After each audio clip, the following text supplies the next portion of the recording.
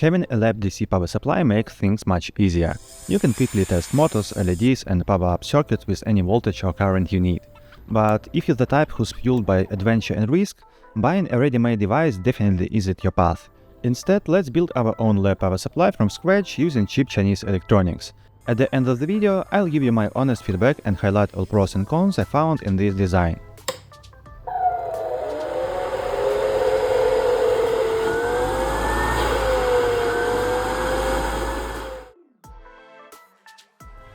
Basically, the only components you need are an adjustable buck converter and voltmeter.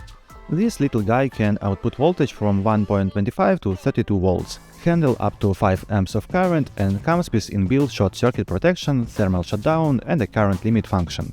It's hard to believe because it costs less than $1, but we'll test it later.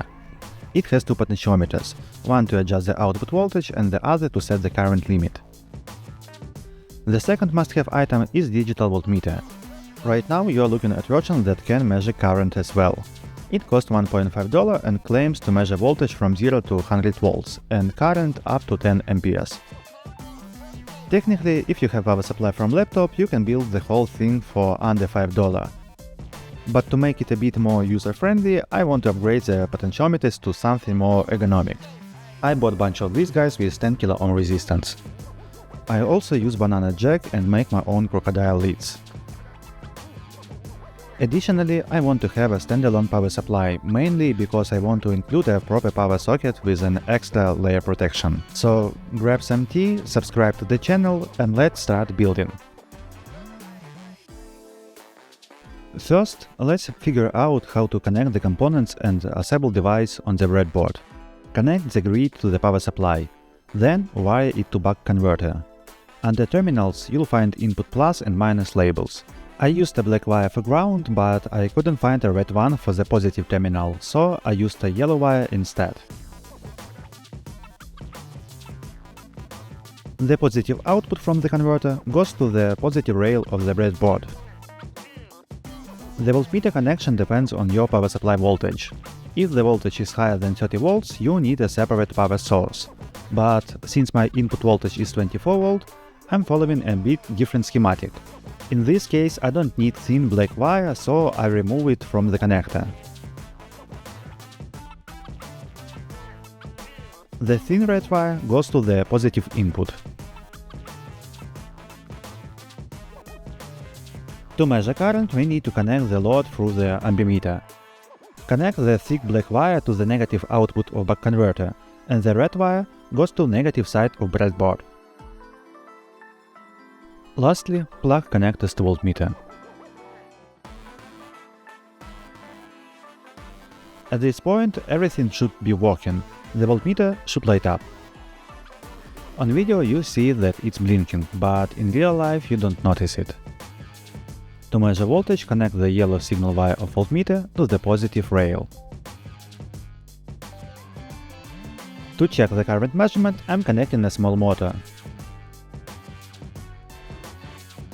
It shows 130 mA, while the factory device shows 20 mA less, which is pretty close. The voltmeter has a current calibration feature, but I'm not sure that it's possible to achieve significantly better accuracy with this device. Now, let's remove the factory potentiometers and solder in new ones.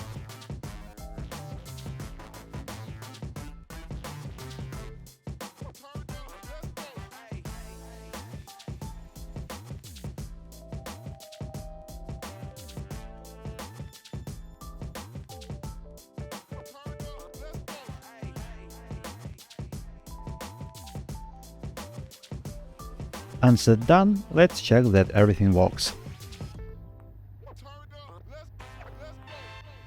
By adjusting right potentiometer, we can set the current limit. If the load exceeds the limit, the converter goes into constant current mode. You can tell by the small red LED that lights up. I want to move this LED to a visible spot on my enclosure, so let's remove the original LED and solder a new one. The shorter leg cathode should be soldered to the pad closer to the input. Everything works as expected, so it's time to measure all components and jump into a Fusion 360 to model an enclosure. And thanks to today's sponsor PCBWay, you don't even need to own 3D printer. They offer not only high-quality PCB manufacturing, but also 3D printing services. Just download my models from the links in description and place your order. The most impressive part? You can even print in metal.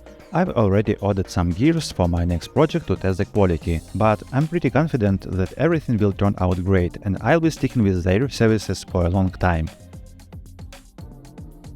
Coming back to the project, I found almost all the component models online, so it didn't take much time to place everything in the scene. The power supply will be mounted at the bottom using M3 screws. The buck converter will sit on 6mm standoffs. Once all components were in place, I added a simple box with ventilation holes and downloaded some cute knobs to finish it off. A plain box felt a bit boring, so I added a Tony Stark drawing and placed a constant current LED into his hand. In few hours after sending to print, I have all necessary parts and ready to final assembly. I'm starting by inserting M2x5 screws into the base. I found that placing the buck converter first is much easier, since you have plenty of space to work with tiny nuts. Then I mount the 6mm standoffs with threaded rod. I place the converter on top and secure it with M2 nuts. My power socket has a ground pad, so I'm adding a third wire. It can also touch the power supply, so to avoid any accidents, I'm adding insulation and slightly bending the pads. In order to mount socket, I'm melting M3 heat inserts and secure it with M3 screws. Next, I try to secure the power supply with M3x6 screws, but they are a bit too long. You either need shorter screws or additional spacer. After that, connect socket to power supply. Now I mount banana sockets into enclosure. Connect buck converter's negative terminal with power supply. The positive input should also be connected with voltmeter red wire. The voltmeter yellow wire goes to red banana jack and positive output of converter. Amperemeter has way too long wires, so I measure approximate distance I need and shorter them. Then connect it with black banana jack and buck output. We're almost done with electronics, so let's connect the voltmeter and test that wiring is correct.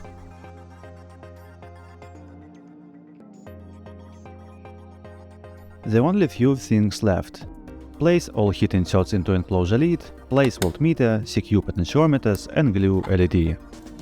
And now you can pause the video and guess what I did wrong and almost fried the entire converter.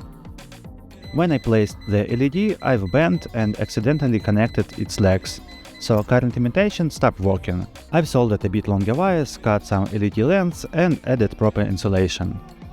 Lastly, I soldered crocodile leads and added knobs for potentiometers.